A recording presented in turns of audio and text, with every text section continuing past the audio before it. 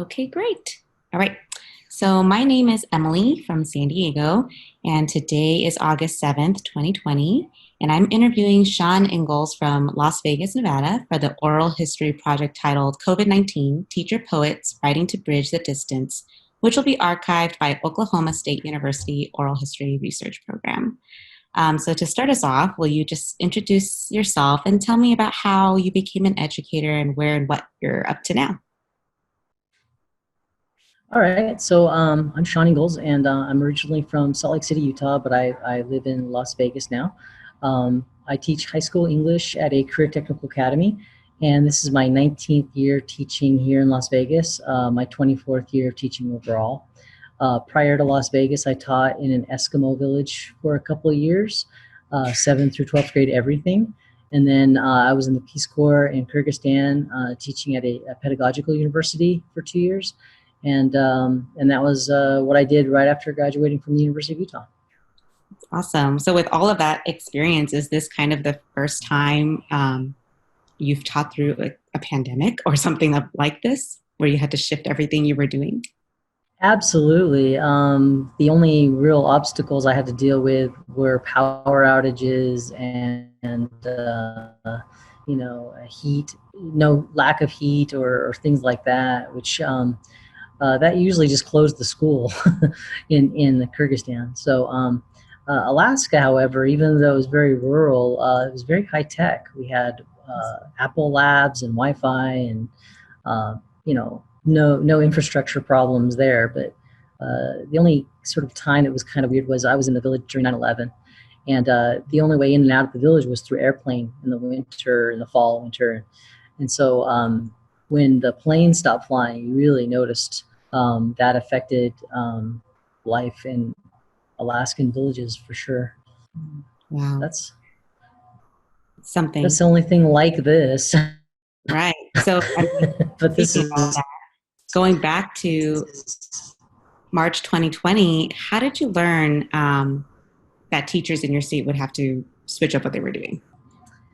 yeah. I mean, being in the western part of the country, things were happening on the East Coast and West Coast before here. But as things developed and the seriousness of this issue became known, we were just about to start spring break, and at that point, a lot of after school activities were canceled, sporting events were canceled. Pretty much everyone was a little nervous about, large gatherings. And then that pretty much bloomed into full on quarantine right after that. Wow.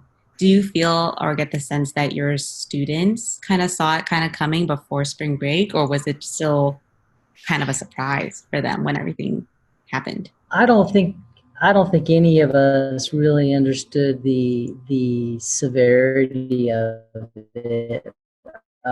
We actually had studied the issue in an article that I gave to my students in December about what was happening in China and Hong Kong, and we were talking about the different things that the government was doing and how people were reacting to the government interventions. And we kind of raised that as sort of a hypothetical issue as to what would a government do and how would you react, and the irony was it just happened to us a few months later. So Wow.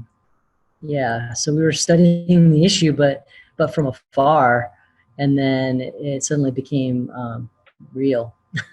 No, I haven't. I've heard a lot of teachers mention that this whole pandemic feels like something out of a movie, like it's a story that you heard, but it's actually happening in real life. Yeah, you read all this dystopian stories about it and movies, and Certainly. and then you go to the store and there's nothing on the shelves and you're like, wait, Hmm. that sounds familiar. Surreal. So COVID-19 impacted states and schools in a variety of different ways across the country. How did your state or school respond to this crisis? Well, the state established some strict guidelines as far as working, shops and everything closed down, and except for essential, things, and they wanted to keep the school year going. They thought that it was really important, for at least the kids to have someone checking in on them to make sure that everybody was okay, and provide them help. Our district was providing meals. A lot of our students are our school's Title One. Most of the schools are Title One, so a lot of the kids were on free and reduced lunch, and they were providing meals for them, and there was a real push, a pretty quick organizational feat to get all the computers to kids that need them. I don't think they got it to everybody, but they tried, at least, local schools, and tried to reach their kids through, surveys, and figure out who was in need, and then offering, digital learning. But, it wasn't too effective, just because none of it was required, because there was the equity question. So basically, it was just sort of the last quarter was sort of the non-quarter, and that's making the transition to online learning for this year really difficult, because a lot of parents had bad experiences. We're really working hard to convince them, and make them understand how this is different. That we are doing a lot more, and this is going to be focused on learning, not just check-ins. Yeah. So you brought up a really interesting point that there was it sounds like maybe a disconnect between what the teachers were providing in the spring under this crisis and what parents are maybe expecting. So that was kind of what I was hoping you could tell me more about, is how did you experience, what was your experience with distance teaching and the quarantine, and with your students and these families?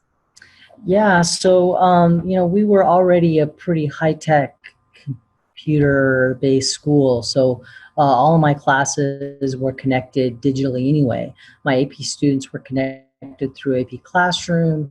Everybody was connected through Google Classroom. So for the older kids, I felt like we had a pretty solid base to go with, but they didn't have any required grades to complete. They were basically replaying third quarter for a better grade. So the kids that were doing badly cared and participated. The kids that didn't need to improve their grade didn't really participate, and there wasn't really any accountability for that.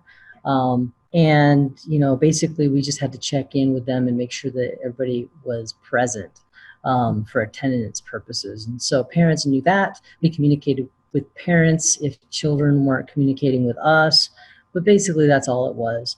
But at least, we were able to work with the kids that were behind third quarter so that they could pass, especially the seniors. They really took it seriously, because this was basically the requirement to graduate, was passing this class. So the little kids, however, had a real hard time. Most of them, at least their parents were home, but they still didn't really take on sort of that shared responsibility of helping their kids with school. I'm fortunate, I'm a teacher, so I was able to, work with my kids and work with my students. But not everybody has that luxury. And so I think that's going to be the big challenge this year, is that a lot of parents are working. So their kids are going to be at work at school, and the parents are going to be at work away from home. So I know that a few programs opened up here recently to provide childcare for the kids during the day. So I guess they'll try to get online and work through their schooling at the childcare facilities. I'm not sure how that would work. So yeah, it's at least from my experience in the spring, also because of the accountability issue, students weren't getting up and they weren't connecting, and if we follow that same schedule, they've had a lot of time to develop some routines that are very different from what we're expecting in the fall. So that's going to be a challenge, making sure that kids wake up, show up, and participate. Yeah, it sounds like Yeah. responsibility norms of school, in-person school, were always kind of these unsaid rules that everybody knew because you've all done school. But now that we're flipping it all on its head, it's turned into not everybody knows what the responsibilities are and who's in charge of getting students on and how much of it is student drive and parent support and teacher support. So you mentioned a little bit about in your personal life with your own family, supporting your own children with distance learning. How was it for you personally? Like, did this quarantine impact you in any way, or move you in a way while you were busy working from home and being a parent? Yeah, I mean, I guess I have two different, sort of stories. My older child is in high school, so she's very independent and could do a lot of it, on her own, self-directed. And then just with little nudges here and there, I could be involved in that way. But I wasn't really involved as directly as I was with my second grader. So, with him, I was actually like spending most of the day just going from subject to subject, and the teachers provided a lot of resources for us to do that. So that was great. But, and then, I had to be creative and try to, make it so it wasn't too much, but definitely difficult, especially without having peers around. Just little things like sitting down to read. I think he was much more comfortable doing that with a group of other students doing it at the same time. When it's just me telling him to read, it really wasn't as convincing. Oh yeah. And then it becomes, rewards, benefits, carrot stick issues. And so it was challenging.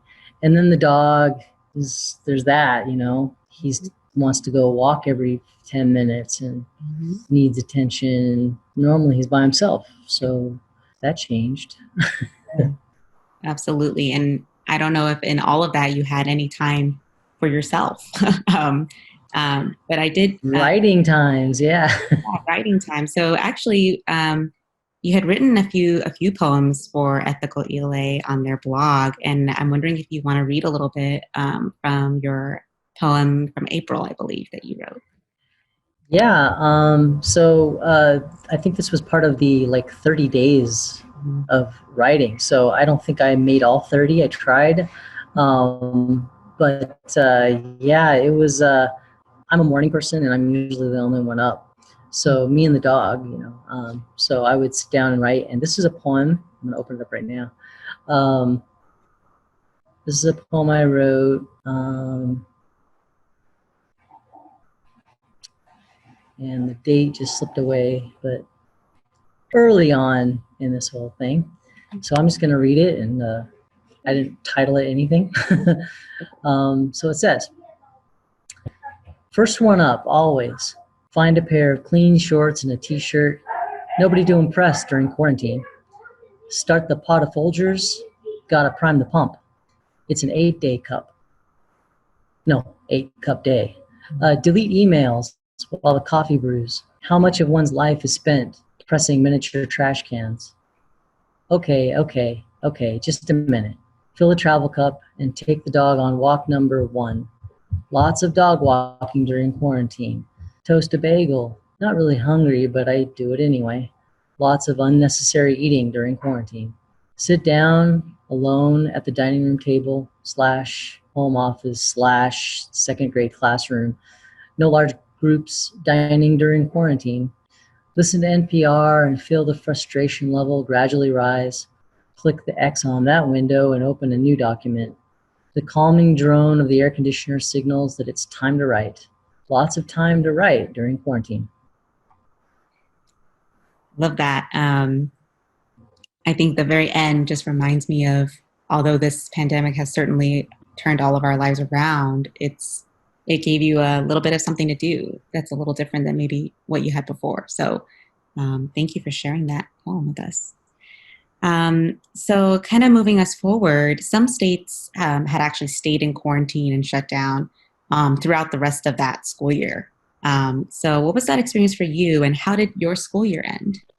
So yeah, we as soon as we our state decided to close businesses and cancel group meetings, we began quarantine, and that was the end of third quarter, the beginning of the fourth quarter, and then that's how we ended the school year on quarantine, um, trying to do the digital thing. Towards the, I want to say, beginning of June, or about the time when I think school was technically over, but we didn't really have a graduation until much later. They did a quasi graduation for the seniors. But prior to that, we had a parking lot parade for the seniors. So we all the teachers and staff, and I was surprised, like almost every single person showed up, and we parked, a car space away from each other and stood outside of our cars, and then the seniors and their families came driving through a sort of a parade route through the school and through our parking lot. And so it was really nice to see some of the kids again that I hadn't seen, since school closed, and kind of say goodbye to some of those kids that I had made back as freshmen. Some of the students I had as freshmen, and then again as seniors, and then didn't get to see them graduate. So it was nice to sort of get together, even with staff. Even though we couldn't really do anything, it was just being together, and a lot of people said we're going to do it again next year. So whether we get together or not, we're going to have a parade. Right, that's right. Um, that's such a nice moment. I think a lot of schools had struggled with how to bring some sort of closure, especially for the students at the end of their time, right? High school time, 12th grade, or like eighth grade for middle school. Like those are all special moments that they missed out on. So it's kind of nice to hear about your school and the parade, and I'm sure they were happy, to have that moment. Yeah, they were. I mean, I think they got over the initial, sadness of missing out prom and missing out of like senior sunrise and Mm, all these things, these traditions that we have at our school. They, yearbook signing, the senior barbecue, like all these things were all coming because we end pretty early. mm. We usually end in the end of May. Oh, So, mhm. um, so yeah, we were, just sort of looking at all those things, and all the athletes. We're the only career technical school in our district that has sports, I'm and so sure. we have a lot of athletic programs that didn't get to finish up. Right. So yeah, it was rough, but we had a good time together towards the end there. That's great. And through the quarantine, were there any aha moments that came to you as a teacher? And I think you also have a poem that you wrote called "Moving Day." So you can answer the question and then read the poem, or vice versa, whatever feels better for you. No, I think it ties in with this. This poem is about in this, but when they finally said we could go back to our classrooms were portables that we'd been in for 10 years, and Mm-hmm. they are destroying. They were planning to destroy them because our new building's opening up this year. So we were in transition, but the problem was all of our stuff was in those portables, and we had to get them out so that they could take the portables away. So we just never knew when that was going to happen. And they finally said, we could do this, and they alternated days. So people in these portables could come on this day because they were spaced apart, and then people on the other days could come. So it wasn't even collective. I saw a few people I knew from my department, out, but basically spent an entire day packing up boxes, labeling, taking pictures, hoping that everything would find me again in the new building. Mm-hmm. I remember when we moved into the portables 10 years ago, and I was actually out of the country when that happened. So somebody else packed up my stuff, and I just remember there were issues of finding things. So yeah, I spent a really long weekend day filling up my box, putting my classroom into boxes. And so this poem, I think, is about that. I remember. Let's see. Yeah, it's the last day of the 30 days of poetry, April 30th. And it's called Moving Day. Moving Day. Today I have to put the contents of 2019, 2020 into dozens of cardboard boxes. Number them, put my name on them, and hope they find me again. This double wide box has seen things: puppet shows, musicals, lip syncs, poetry orations, standardized testing, open houses, prom night, invites, observations, staff meetings, staff development, tears of joy, tears of frustration. This year didn't end as planned. The seniors didn't get to finish together. The juniors didn't get to AP stress together. We didn't get to sign our yearbooks together. So stop by next year and visit me. Take in a big whiff of that new classroom smell, and we'll try to make up for lost time. Wow. New classroom smell. I can actually it hit me. If you're a teacher, you know what that is. I think I've smelled it before, but it wasn't my room. Fair. Thank you for sharing that. So let's turn to what's coming up next then. Because the state of COVID is still so unpredictable in so many parts of the country, what's next for you and your school, or what's going on in the fall for you? So it started. We are all busily training with a new learning management system called Canvas. So everybody's stressing about that. I actually took advantage of a bunch of trainings this summer on how to do that. So I'm not as stressed as they are, but I'm more stressed about how we're going to structure our semester. So I'm more focused on the curriculum and what's going to be too much, what's going to be enough.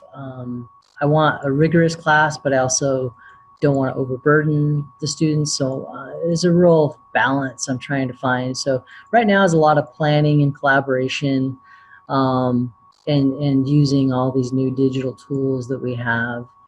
And so, yeah, I'm just looking at the schedule. Like right now, around me is piles of papers with online texts that I have access to that I could use because we can't use textbooks. We don't have access to those. We don't have physical books to give kids. So, studying literature is going to be a challenge. So I'm finding, links to things. And yeah, it's just a digital soup right now. And then, of course, I don't know what our students are going to be able to do. I worry about the kids that aren't going to be able to connect. At our school, it's a career tech school.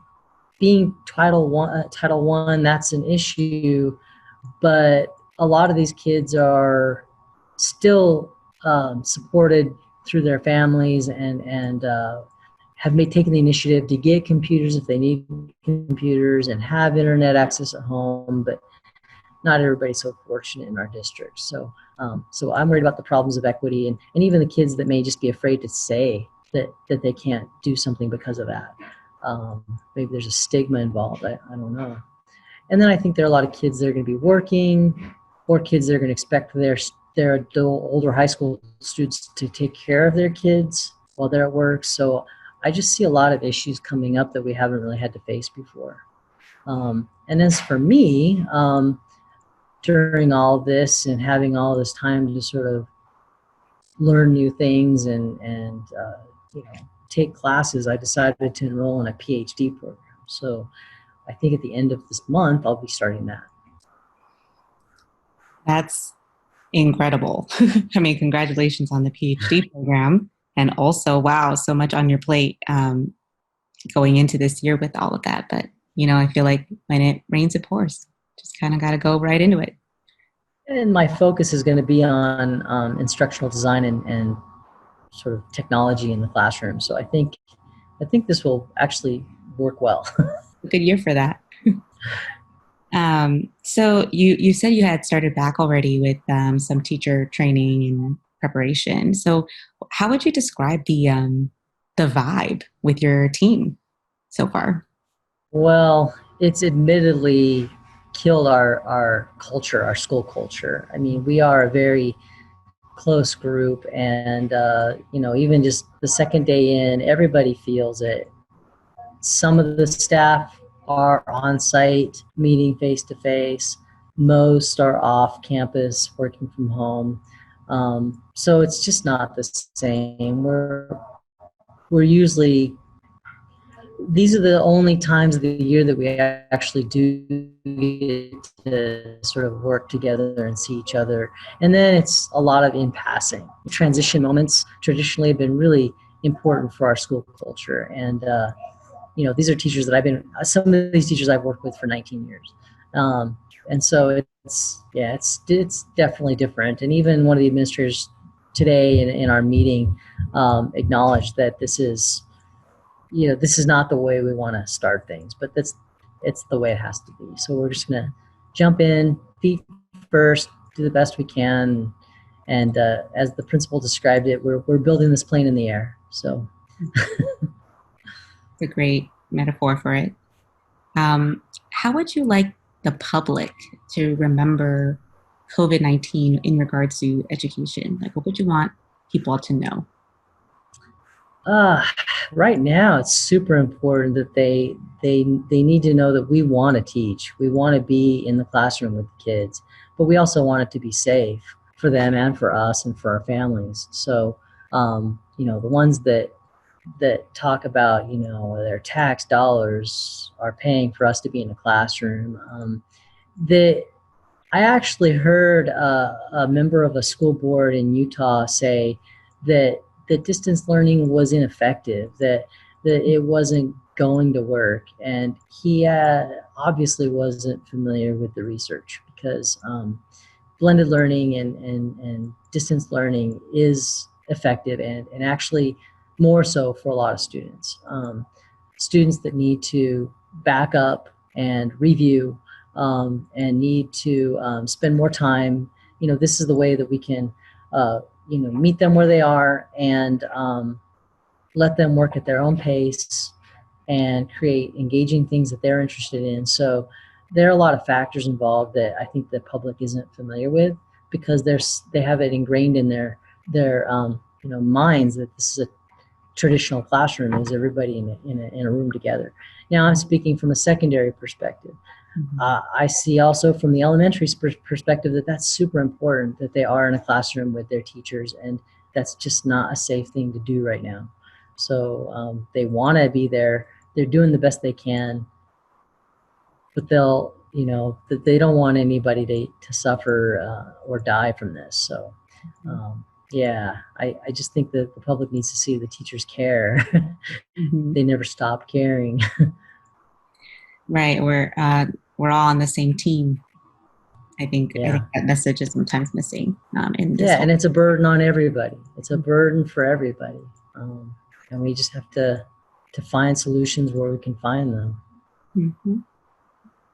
Um, I know you mentioned blended learning, and so if you could just give me a quick description of what that means to you and for our listeners, that would be good. So blended learning, as I see it, is a way to sort of integrate technology and education, but it doesn't take the place of the teacher. It's a tool. It's a way to allow students to use technology for their benefit, so that they can basically learn what they need to learn anytime, anywhere, at the pace that they need to go. And there's so many ways in which a teacher can then connect with students individually more so than they can in a classroom full of kids. A blended classroom allows a lot more one-on-one interaction, a lot more differentiation, really helps the special needs kids, really helps the high flyers. This is the basically not a new way to learn, but we have the tools to make this better than it's ever been. Mhm. So now it's just a matter of implementing it and making it work. Exactly. Thank you. Um, I wanted to take this time. I believe you have a poem that you wrote that was inspired by incorporating mooses by Ted Hughes.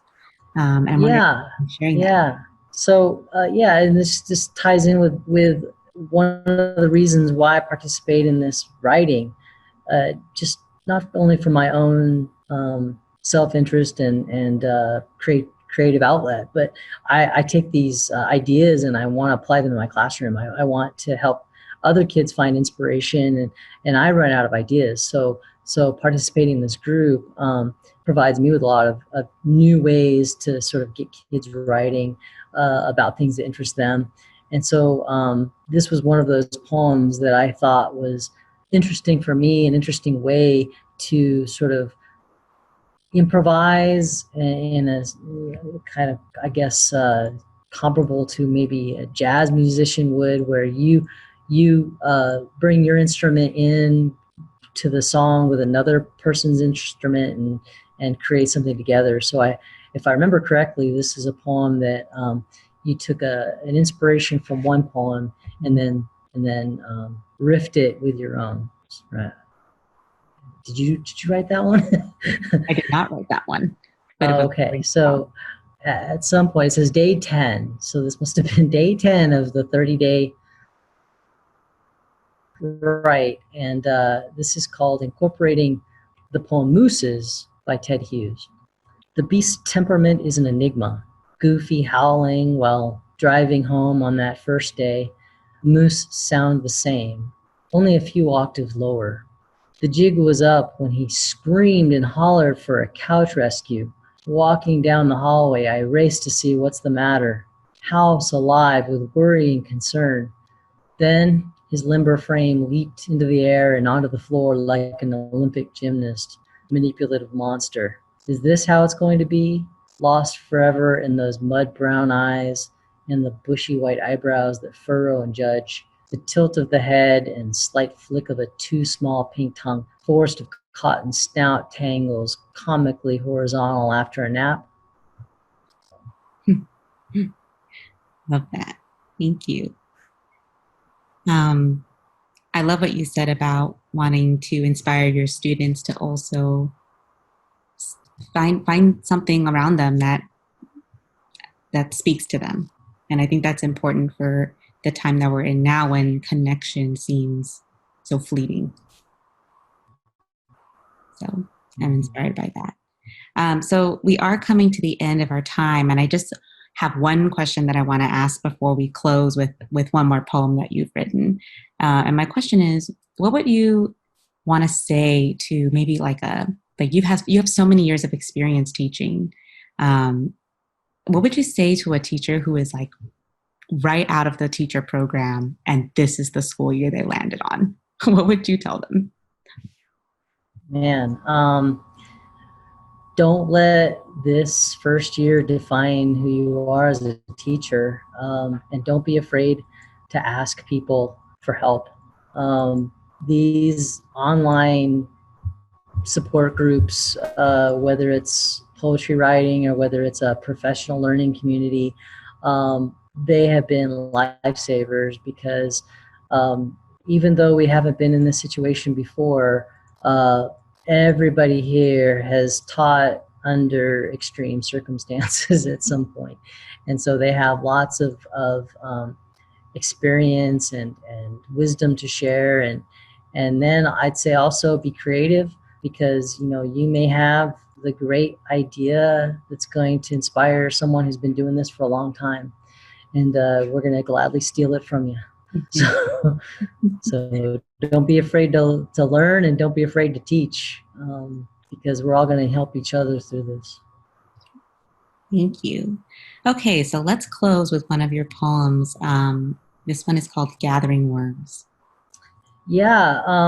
So a lot of the poetry and just the process, as I was looking through the poems and selecting poems, almost all of them come from some memory of some experience where I was just basically reflecting on the past, because there really wasn't anything going on. So a lot of reflection. And so this was a reflection about uh, experiences with my grandfather. So I'm going to open it up here. Um, Day 19, it says, of the 30 days. So I don't know exactly what the prompt was. I'm sure it was something to do with a memory or a reflection of some sort. So anyway, this was what I was inspired to write. Gathering worms. Grandpa held the red plastic flashlight with his left hand and shined it over the black earth. His little worm box in his right hand, the green metal edges barely visible in the dark. Kneeling down, I could see slimy brown bodies sticking out an inch or two. Quickly, I snatched the slimy beast and felt the muscle pull back into the black loam. With the silver trowel, I scooped the column of earth under the worm to prevent its escape.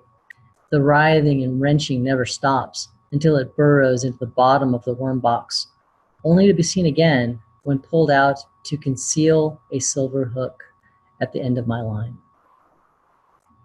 Hmm. And do you want to just share a little bit about why you chose this poem of the many awesome poems that you've written to share? After reading it, it really connects with what summer means, or what summer meant to me when I was a kid. Um, a lot more outdoor experiences, fishing with my grandpa being one of them. Um, Fortunately, was able to do that a few weeks ago with my son. Not the worm part, but we went fishing in California, and used minnows instead of worms. But yeah, just those summertime memories. A lot of those came up because all of our travel plans were canceled. We were supposed to go to Kyrgyzstan to visit with my wife's family and take the kids, and um, there are a lot of really fun things to do, like fishing and hiking and all that. And so all of those things being canceled, it really, I think, brought up a lot of those memories of summertime and the things I want to do but can't do. And so, yeah, bittersweet.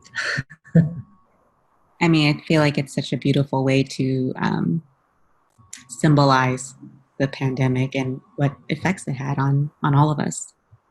Well, I just Yeah, all those people and their summer plans. mhm, Um, that's right. Well, that's the end of our time, and I just want to take this time to say thank you, Shaun, for speaking with me today. Thank you. This has been interesting, and look forward to reading your poems in the future here. Thank you.